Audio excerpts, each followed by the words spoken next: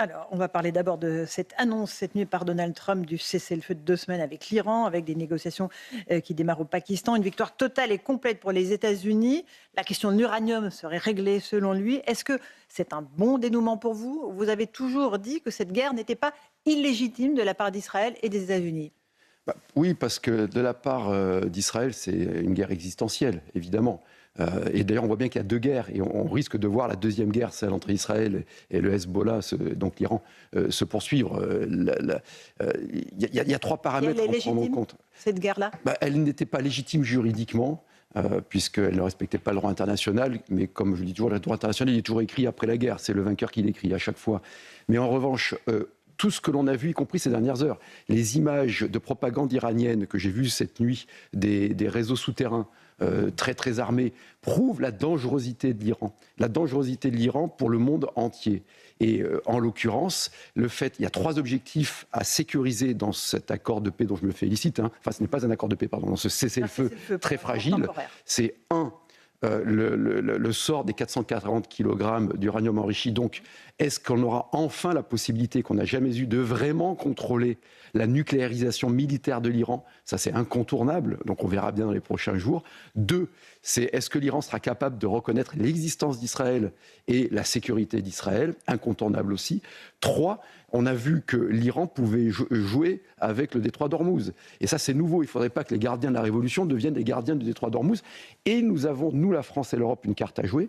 Parce qu'on a vu l'absence totale de la France et de l'Europe ces dernières semaines. Il y a une seule initiative, c'était l'initiative britannique que la France avait rejointe sur une coalition après la fin du conflit pour sécuriser Ormuz.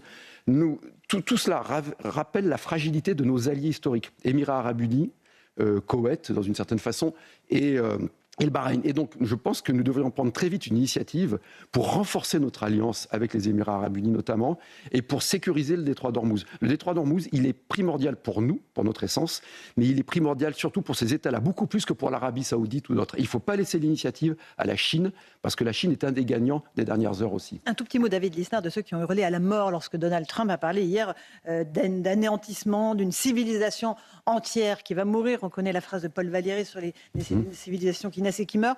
C'était une méthode finalement de négociation de la part du président américain. Ceux qui aiment Trump diront oui. Après, moi je suis obligé d'être honnête. Je ne comprends pas cette formule. Voilà, je ne l'accepte pas. On ne peut pas parler de destruction d'une civilisation en général et de la très belle civilisation perse en particulier. Je ne confonds pas le régime des gardiens de la Révolution, ce régime dictatorial, avec la civilisation perse qui est une grande civilisation. Alors, l'impact sur le pouvoir d'achat des Français a été immédiat depuis le début de cette guerre, avec les prix du pétrole qui ont augmenté. Là, ils repartent à la baisse, Dieu merci, avec l'annonce de ce cessez-le-feu. Mais il va falloir encore attendre quelques jours avant que ça se répercute à la pompe. Qu'est-ce que vous proposez, vous, pour proposer et pour protéger le pouvoir d'achat des Français sans grever nos déficits publics qui sont abyssaux? Beaucoup de choses à dire. D'abord, dire que le pouvoir d'achat, c'est le pouvoir de produire. Et on raisonne toujours à l'envers. On est sous perfusion publique depuis des décennies. Et c'est cette rupture que je veux apporter, je pense être le seul à apporter.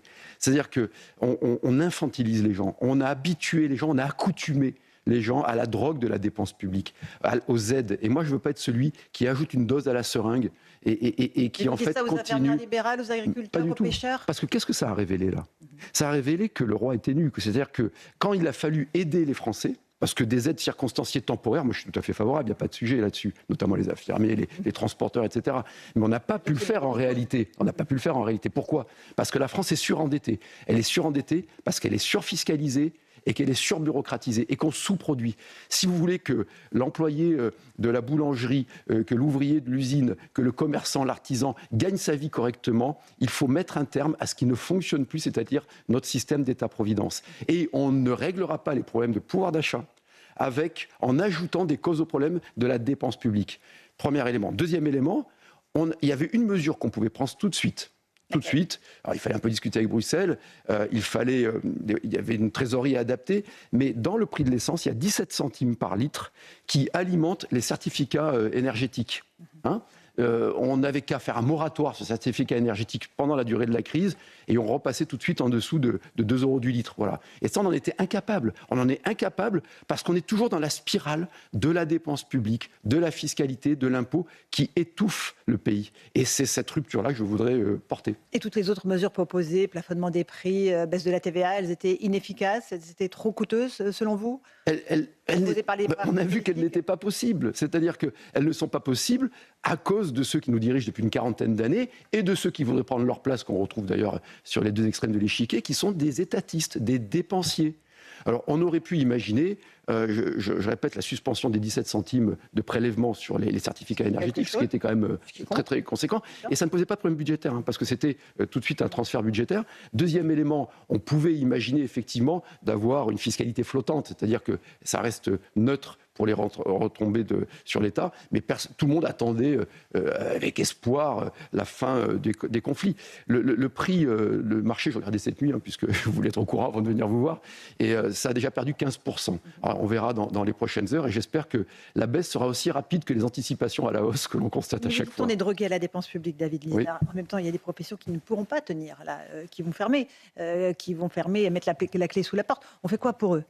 Si l'État ne les aide pas, pêcheurs, agriculteurs, artisans, commerçants, qui ne pourront pas passer le cap si la hausse, alors non seulement des prix du pétrole, mais du prix du gaz, parce que là, les factures vont augmenter drastiquement. Bien sûr, mais je le répète, vous ne pouvez aider de façon circonstanciée et ciblée ce qui est pertinent que si vous avez une capacité de le faire. Et donc, moi, ce que je propose, c'est, au-delà du conjoncturel d'aujourd'hui, c'est de rétablir cette capacité, comme on l'a fait en 58, en 10 mois, où on a rétabli les comptes publics de façon forte, ce qui passe par une baisse, par une remise en cause totale du système social. Deuxième élément, des mesures circonstancielles, elles peuvent être décidées, évidemment, mais elles nécessitent déjà de cesser les transferts budgétaires de ce que l'on paye en achetant de l'essence vers les subventions à l'isolation thermique, etc. C'est bien d'isoler, mais peut-être que pendant quelques mois, il faut arrêter. Voilà une solution très simple, très concrète, qui peut permettre d'aider les professions que vous évoquez.